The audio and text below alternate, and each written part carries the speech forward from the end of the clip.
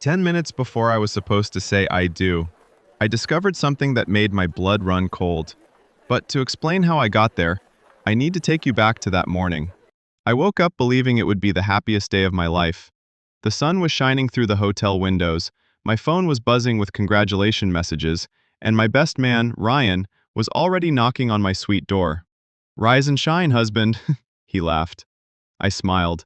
For the first time in years, everything felt right. My name is Daniel Carter. I'm 32 years old, and after losing my father, surviving a failed business, and spending years rebuilding my life, I truly believed I had finally found happiness. Her name was Sophia Bennett. She was beautiful, intelligent, kind. Or at least, that's what I believed. We had been together for almost 2 years. She loved old bookstores. She cried during animal rescue videos. She always insisted on paying for coffee, even though I made far more money than she did. She never cared about expensive gifts. Or at least, that's what she wanted me to think. The wedding venue looked like something from a movie. White roses lined the aisle. Crystal chandeliers sparkled above hundreds of guests. A string quartet played softly while photographers moved through the ballroom. Everything looked perfect. Too perfect. I remember standing in front of the mirror, adjusting my tie, when my wedding planner rushed into the room. "Daniel," she said nervously, "the florist forgot one arrangement. I'll be right back." She grabbed a brown folder from the table, then suddenly stopped. "No, that's not mine." She frowned for a second, picked up another folder, and hurried away. She accidentally left the first folder behind. I didn't think much of it, at first. A few minutes later, Ryan looked at his watch. "I'll go check if the guests are seated." I nodded. The room became completely silent. Just me. And that brown folder. I don't know why. Maybe it was curiosity, maybe instinct, maybe something deep inside me already knew. Something wasn't right. I walked over, picked it up. There wasn't a name on the front, just one small red sticker. Confidential. I told myself not to open it. It wasn't mine. I should leave it alone. But then, a single piece of paper slipped out onto the floor. I bent down to pick it up, and the first thing I saw was my fiance's name. Sophia Bennett. My heart stopped. I turned the page over, and that's when everything changed. I stared at Sophia's name for several seconds. Maybe it was just a vendor contract. Maybe I was overthinking. I almost closed the folder, but something felt wrong. I opened it. The first page wasn't a wedding checklist, it was an invoice. Payment received, $12,000. I frowned. $12,000? For what? The next line made my stomach tighten. Client, Sophia Bennett. Below it, another line. Service, event participants. I blinked. Event participants? What did that even mean? I turned to the second page. There was a list. 38 names. Every single one had been paid. Some received $300. Others received $500. A few, over 1,000. Next to each name was a simple note. Bride's friend. Bride's cousin. Bride's aunt. College friend. I whispered to myself, no. That couldn't be right. Sophia had introduced me to all of them. We had dinner together. We celebrated birthdays together. They laughed with us, cried with us. You're telling me they were actors? I kept reading. Then I found another receipt. Officiant. Final payment approved. My breathing became heavier. The officiant? Even the man marrying us? That didn't make any sense. I looked toward the ballroom through the window. Guests were smiling, taking pictures, drinking champagne. Everything looked completely normal. But suddenly, nothing felt real anymore. I reached the last page. It wasn't a receipt. It was a handwritten note. Only one sentence. Make sure Daniel signs before anyone tells him the truth. I froze. My hands started shaking. Signs? Signs what? Our marriage license? Some legal document? What truth? I quickly searched the folder for answers. There was nothing else. Just receipts, names, payments, and that one terrifying sentence. At that moment, someone knocked on my door. 3 quick knocks. I slammed the folder shut. Daniel? It was Ryan. Everyone's ready. I looked down at the folder, then back at the door. For the first time that day, I wasn't excited to get married. I was terrified. Because deep inside, I knew one thing. I wasn't walking into a wedding anymore. I was walking into a trap. I slipped the folder inside my suit jacket. When I opened the door, Ryan was standing there with his usual smile. "You ready?" he asked. I forced one back. "As ready as I'll ever be." He laughed. But I wasn't listening anymore. I was studying him. Every smile, every movement, every word. For the first time, I wondered if my best friend was lying to me. We walked toward the ballroom. The music echoed through the hallway. Guests were laughing. Champagne glasses clinked together. Nobody looked nervous, except me. As we reached the entrance, I stopped. "I need 5 minutes." Ryan frowned. "The ceremony starts in 10. "I know. I just need some air." He hesitated, then nodded. "Don't be long." The moment he disappeared, I walked in the opposite direction. Not toward the garden, toward the wedding planner's office. The small room was empty. Her laptop was still open. A clipboard sat on the desk beside it. I wasn't trying to spy, I was trying to survive. My eyes landed on the guest list. Every guest had a green check mark beside their name. Except 3. Those names had a blue circle instead. One of them caught my attention immediately. Ryan Collins, my best man. The second name, the officiant. The third, Sophia Bennett. Why were the 3 most important people marked differently? Before I could think any further, footsteps echoed in the hallway. I ducked behind a storage shelf. The wedding planner walked in. She wasn't alone. Sophia entered behind her. My heart started pounding. I could hear every beat. The planner closed the door, then handed Sophia a sealed envelope. Everything was silent, until Sophia spoke. "Is everything ready?" The planner nodded. "Yes. But there's one problem." "What?" "Daniel hasn't signed yet." Sophia's smile disappeared. "Then keep him distracted. We only need his signature."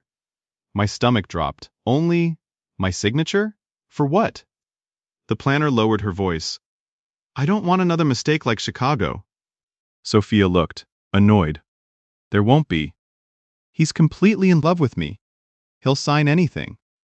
I felt like someone had punched me in the chest. Every memory, every kiss, every promise, suddenly felt fake. Sophia reached for the envelope. As she opened it, several papers slipped onto the floor. One page slid only a few feet away from where I was hiding. I could only read the large title across the top. Transfer of Assets Agreement. Assets? What assets? I hadn't told Sophia about my investments. Only one person knew. My attorney. A cold chill ran through my body.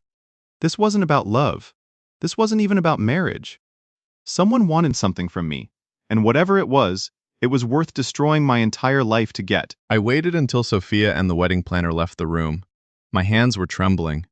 I stepped out from behind the storage shelf and locked the office door. I pulled out my phone. There was only one person I trusted, my attorney, Michael Reynolds. He answered on the second ring. "You okay?" I lowered my voice. "I need you to answer one question. Anything. Did you prepare any documents for today's wedding?" There was a long silence. Then he said something that made my heart stop. "What documents?" "The marriage papers." "I never received any request for marriage documents." I felt the blood drain from my face. "Daniel, I thought you were signing the standard county license." "I never prepared anything." I swallowed hard. "Michael, I just saw papers called Transfer of Assets Agreement." Silence. Then his voice completely changed. "Listen to me very carefully. Do not sign anything. I don't care who hands it to you. I don't care what they tell you. Don't sign." My breathing became heavier. "What is it?" "If someone hides an asset transfer inside a stack of wedding paperwork, they could trick you into signing away ownership." My knees almost gave out. "Ownership of what?" "Everything. Your company, your investments, your properties, potentially every asset listed in the agreement." I couldn't believe what I was hearing. Sophia didn't just want to marry me. She wanted my entire life. Michael continued. "Daniel, do you still own Carter Technologies through your family trust? And Sophia doesn't know it's protected?" "No." He sighed. "Very good. What does that mean? If she thinks she can steal the company, she doesn't know who actually controls it." I frowned. "What are you talking about?" "Your father updated the trust 6 months before he passed away. I wasn't allowed to tell you until today. What? The board officially transfers full voting control to you. At exactly, he paused, 12 o'clock noon. I looked at my watch. 11:51. 9 minutes. In just 9 minutes, I wouldn't just be the groom. I'd become the legal owner and chairman of a billion-dollar company. Nobody knew. Not Sophia, not Ryan, not even the board members. Michael spoke again. Daniel, I think someone planned this wedding around today's transfer. They expected you to sign everything before noon. My hands began shaking again. This wasn't a coincidence. It was planned. Every smile, every promise, every kiss, every single moment had been leading to one thing, my signature, and I had less than 10 minutes. To stop them, I ended the call and stared at my reflection in the office window. 9 minutes ago, I was a man about to get married. Now, I was the target of a carefully planned scam. I had two choices, walk away or find out who was behind all of this. I chose the second. I slipped the folder back inside my jacket and walked toward the ballroom as if nothing had happened. The moment I entered, everyone smiled. The photographer waved. There he is. Guests clapped. Someone shouted, "The groom is here." I smiled back. Inside, I felt completely numb. Ryan walked over and straightened my tie. You had us worried. You okay? Yeah, I replied. Just nervous. He laughed. That's normal. I looked him straight in the eyes. Ryan, how long have we known each other? He smiled. Since college? 12 years. And I'd trust you with my life. For just a split second, his smile disappeared. Then it came back. You still can. Could I? I wasn't so sure anymore. A wedding coordinator approached us. Daniel, we need one final signature before the ceremony. There it was, the signature. Right on schedule. She handed me a thick leather folder. I opened it slowly. The first page looked completely normal. Marriage license, venue agreement, photography release. Exactly what you'd expect. But something caught my eye. The page numbers. 1, then suddenly, 7. Where were pages 4, 5, and 6? I casually flipped through the stack. 3 documents had been inserted between the others. Different paper, different font, different margins. Someone wanted them to blend in. At the bottom of one page, I saw the same words I'd seen before. Transfer of assets. There it was, hidden between ordinary wedding paperwork. Anyone excited, anyone emotional, would sign without reading. I looked up. The coordinator smiled politely. Everything okay? I closed the folder. Looks fine. She smiled with relief. Wonderful. Just sign here. She pointed directly at the signature line. Instead, I picked up the pen, paused, and deliberately dropped it on the floor. Oh, sorry. As everyone bent down to help, I quietly pulled the suspicious pages out of the folder, folded them, and slipped them inside my jacket. When I stood back up, the fake documents were gone. Nobody noticed. Not the coordinator, not Ryan, not even Sophia, who had just appeared at the end of the hallway in her wedding dress. She looked absolutely breathtaking. For one brief moment, I almost forgot everything. She smiled at me, the same smile I had fallen in love with. But now, all I could see was a stranger wearing the face of the woman I thought I knew. The doors opened. Everyone stood to their feet. Sophia stepped into the room wearing a stunning white wedding dress. She looked exactly like the woman I had dreamed of marrying. For a second, I almost questioned everything. Maybe I had misunderstood. Maybe there was another explanation. Then I remembered the folder, the receipts, the hidden documents, the words, "Make sure Daniel signs before anyone tells him the truth." No, this was real. I took a slow breath and walked to the altar. The officiant smiled warmly. Good afternoon, everyone. We're gathered here today to celebrate the love between Daniel Carter and Sophia Bennett. The guests applauded. I looked around the room. Sophia's friends smiled at me. Her relatives smiled too. But now, every smile felt rehearsed. Every face looked unfamiliar. The ceremony continued. The officiant spoke about trust, commitment, honesty. The irony almost made me laugh. Then he turned toward me. Before we continue, We have one final document that requires the groom's signature. There it was. Again. A different folder. A different pen. The same plan. The officiant handed it to me with a confident smile. This will only take a moment. I opened the folder. The fake asset transfer pages were gone. Someone had replaced them. They had backup copies. Of course they did. I looked up at Sophia. She smiled sweetly. You can sign, Daniel. Her voice was calm, gentle, loving. But her eyes weren't asking. They were waiting. I closed the folder. I'm sorry. The room became silent. I have a question first. The officiant looked confused. What kind of question? I turned toward Sophia. When exactly were you planning to tell me about the asset transfer agreement? The smile disappeared from her face. The ballroom froze. What are you talking about? She asked quietly. I reached inside my jacket, pulled out the documents I had taken earlier, and held them in the air. I found these. Gasps echoed across the room. The wedding planner's face turned white. Ryan took one nervous step backward. Sophia stared at the papers, then at me. I can explain. Because I'd love to hear how transferring my company became part of our wedding ceremony. Nobody spoke. Even the musicians stopped playing. One of the bridesmaids whispered, What company? Sophia looked around desperately, then back at me. You weren't supposed to see those. The moment she said those words, she realized she had made a mistake. The entire room heard her. She covered her mouth, but it was too late. The silence became unbearable. A slow clap echoed from the back of the ballroom. Everyone turned around. A tall man in a charcoal suit walked through the doors. I recognized him immediately. It was James Whitmore, the chairman of my family's company, and he wasn't smiling. The entire ballroom went silent. James Whitmore walked toward us slowly. Every step he took felt heavier than the music that had stopped playing. Sophia looked at him, and for the first time that day, I saw fear in her eyes.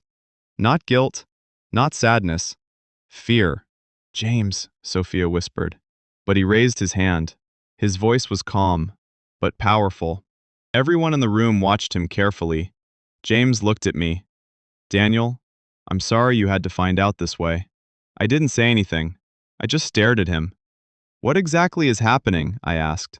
James turned toward the guests. Everyone here deserves to know the truth. He reached into his briefcase and pulled out a thick file. The documents Daniel found were not the beginning of this plan. They were the final step. A shocked whisper moved through the crowd. James opened the file. 6 months ago, Sophia Bennett and Ryan Mitchell started planning a financial takeover. My heart sank. Ryan lowered his head. The room turned toward him. You used my trust, I said quietly. Ryan didn't answer. James continued. Their goal was simple. Get Daniel to sign the agreement after the wedding. Once he signed, control of several company assets would have been transferred. Everyone stared at Sophia. She shook her head. Oh, that's not true. James looked at her. I have emails, bank records, messages between you and Ryan. The color disappeared from her face. Ryan finally spoke. James, wait. But James looked at him. You were never Daniel's friend. You were placed near him because Sophia needed someone inside his life. The words hit harder than anything. I looked at Ryan, the person I trusted, the person who gave me advice, the person who stood beside me. All along, he was part of the plan. Sophia started crying. Daniel, please listen to me. I did love you. For a moment, I wanted to believe her.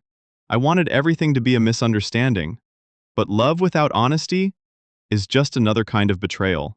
I looked at her and said, if you loved me, you would never have tried to take everything from me.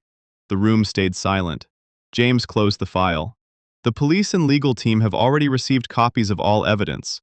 Ryan looked terrified. Sophia covered her face. The wedding that was supposed to be the happiest day of my life had become the day I discovered the biggest betrayal. I walked away from the altar. Not because I lost, but because I finally saw the truth. Months later, people asked me if I regretted trusting Sophia. My answer was always the same. Because trusting someone showed my character, but betraying me revealed theirs. I lost a wedding. I lost a relationship. I lost people I thought were family. but I gained something more important: my freedom, my peace, and the ability to start again. Because sometimes, the greatest victory isn't exposing the people who hurt you, it's walking away from them and never looking back.